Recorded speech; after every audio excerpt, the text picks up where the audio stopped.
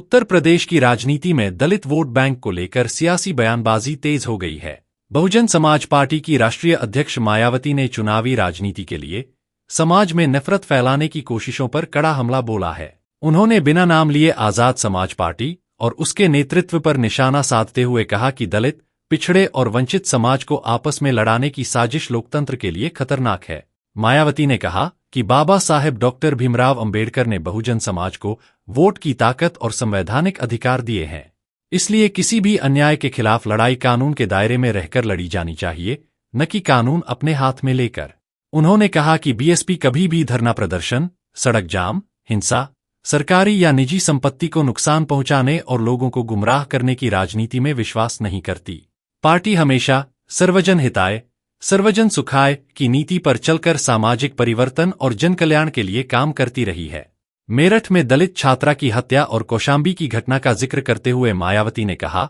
कि कुछ राजनीतिक दल और संगठन अपने चुनावी स्वार्थ के लिए पीड़ित परिवारों को गुमराह कर रहे हैं। उन्होंने युवाओं से अपील की कि भावनाओं में बहकर सड़क पर उतरने के बजाय कानूनी लड़ाई लड़े, ताकि उनका भविष्य मुकदमों और जेल जैसी परिस्थितियों से प्रभावित न हो। बीएसपी प्रमुख ने दावा किया कि उत्तर प्रदेश में आगामी विधानसभा चुनाव को देखते हुए विरोधी दल बीएसपी के बढ़ते प्रभाव से घबराए हुए हैं और दलित समाज को बांटने की कोशिश कर रहे हैं। उन्होंने बहुजन समाज से सतर्क रहने की अपील करते हुए कहा कि सामाजिक एकता ही सबसे बड़ी राजनीतिक ताकत है। मायावती ने अपने संदेश में कहा कि बीएसपी का उद्देश्य सत्ता की ताकत के माध्यम से सामाजिक परिवर्तन और आर्थिक उत्थान सुनिश्चित करना है। उन्होंने कार्यकर्ताओं और समर्थकों से मिशन 2027 को मजबूत बनाने का आह्वान करते हुए कहा कि बहुजन समाज को किसी भी राजनीतिक साजिश का शिकार नहीं होना चाहिए। बाबा साहब अपने लोगों को सलाह के तौर पर ये भी कहते रहे हैं कि इन्हें किसी भी मामले में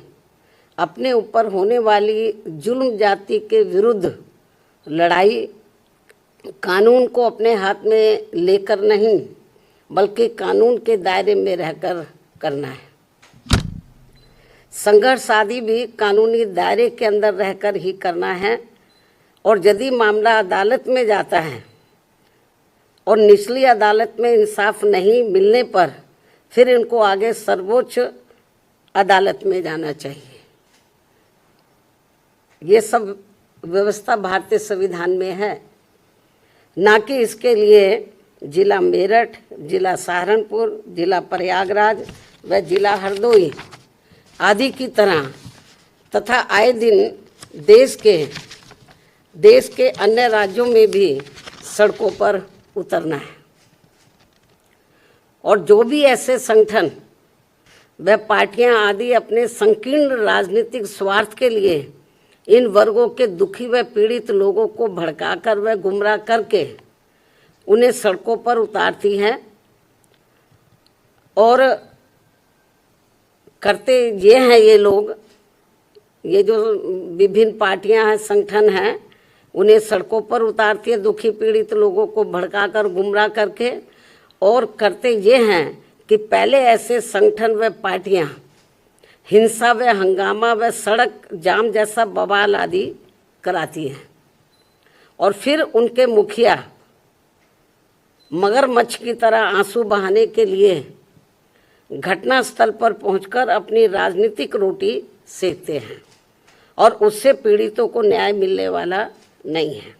बल्कि वर्तमान हालातों में ये इन वर्गों के लोगों की मुसीबत और परेशानी को और भी अधिक बढ़ाने वाला ही है।